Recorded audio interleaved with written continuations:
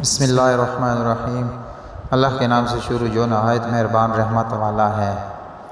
Video شروع کرنے سے پہلے میری آپ سب بھائیوں سے اور دوستوں سے گزارش ہے کہ میرا چینل ضرور سبسکرائب کریں اور بیل آئیکن پر کلک کریں تاکہ میری ہر آنے والی نئی ویڈیو آپ تک پہلے پہنچ سکے۔ ویڈیو کو لائک ضرور کریں۔ حضور اکرم صلی اللہ علیہ وسلم شب معراج میں بیت المقدس کی طرف جاتے ہوئے مصر کے قریب ایک مقام سے گزرے تو انہیں نہایت ہی اعلیٰ اور زبردست خوشبو آنے لگی۔ آپ صلی اللہ علیہ وسلم نے حضرت جبرائیل علیہ السلام سے پوچھا کہ یہ خوشبو کیسی ہے؟ جواب ملا کہ فرعون کی بیٹی کی باندی مشاطہ اور اس کی اولاد کی قبر سے آ رہی ہے۔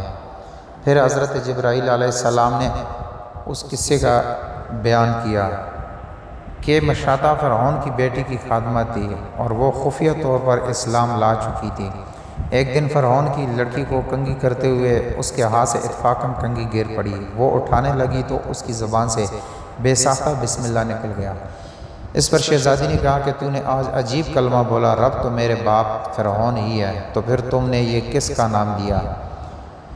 اس نے جواب دیا، فرعون رب نہیں بلکہ رب وہ اللہ ہیں جو مجھے اور تجھے اور خود فرعون کو روزی دیتا ہے۔ شہزادی نے کہا کہ اچھا تو میرے باپ کے سوا کسی اور کو اپنا رب مانتی ہے؟ اس نے جواب دیا، ہاں میں تیرا اور تیرے باپ سب کا رب اللہ تعالیٰ ہی ہے۔ شہزادی نے اپنے باپ سے کہوایا، وہ سخت غضبناک ہوا اور اسی وقت اسے برسر دربار بلوا بھیجا اور کہا، کیا تو میرے سوا کسی اور کو اپنا رب مانتی ہے؟ اس نے کہا کہ میرا اور تیرا رب اللہ تعالیٰ ہی ہے جو بلندی اور بزرگی والا ہے۔ فرعون نے اسی وقت حکم دیا کہ تانبے کی جو گائے بنی ہوئی ہے اس کو خوب تپایا جائے اور جب بالکل آگ جیسی ہو جائے تو اس کے بچوں کو ایک ایک کر کے اس میں ڈال دیا جائے، آخر میں خود اسے بھی اسی میں ڈال دیا جائے۔ چنانچہ وہ گرم کی گئی، جب آگ جیسی ہو گئی تو حکم دیا کہ اس کے بچے کو ایک ایک کر کے اس میں ڈالنا شروع کرو۔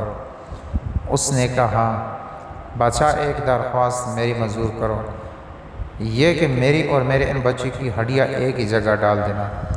اس نے کہا، اچھا تیرے کچھ حقوق ہمارے ذمہ ہیں اس لیے یہ منظور ہے۔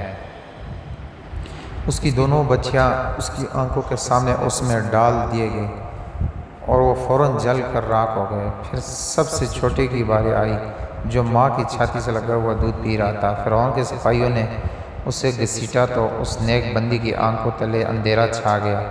اللہ تعالیٰ نے اس بچے کو اسی وقت زبان دے دی اور اس نے بآواز بلند کہا، اماں جان افسوس نہ کر، اماں جان ذرا بھی پاس و پیش نہ کرو، حق پر جان دینا ہی سب سے بڑی نیکی ہے۔ چنانچہ انہیں صبر آ گیا، اس بچے کو بھی آگ میں ڈال دیا گیا اور آخر میں ان کی ماں کو بھی اسی آگ میں جلا کر مار دیا۔